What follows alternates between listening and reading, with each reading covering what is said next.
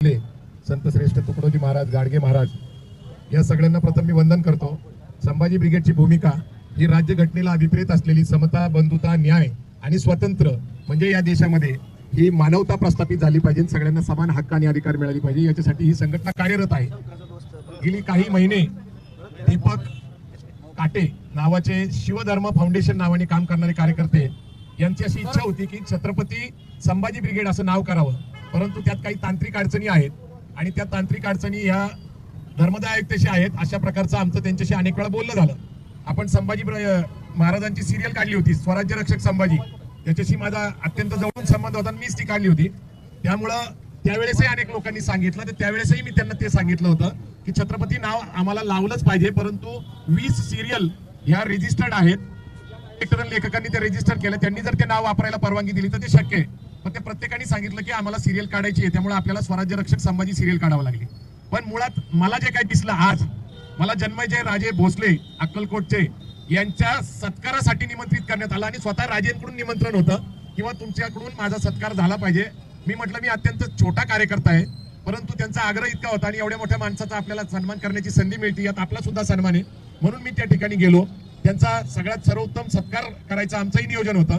Doctor Shivratna Shete जे आपले शिवव्याख्याते आहेत सोलापूरचे, तेही त्याचे प्रमुख पाहुणे होते आणि आम्ही त्या सभागृहाच्या दरवाजापाशी पोहोचलो, फटाके वाजत होते, वाजंत्री वाजत होती आणि अचानक माझ्यावर हल्ला झाला आणि तो जीव घेण्याच होता। म्हणजे मला तर अत्यंत स्पष्ट सांगितलं पाहिजे की देवेंद्र फडणवीस हे मुख्यमंत्री आहेत, गृहमंत्री आहेत आणि पोलीस यंत्रणेतली कुठलीही व्यक्ती तिथं नव्हती।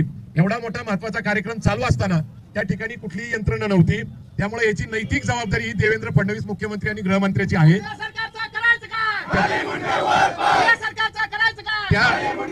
त्याचं कारण असं आहे की जो कार्यकर्ते पकडले गेले हे भारतीय जनता पार्टीचे सरचिटणीस असलेले दीपक काटे आहेत।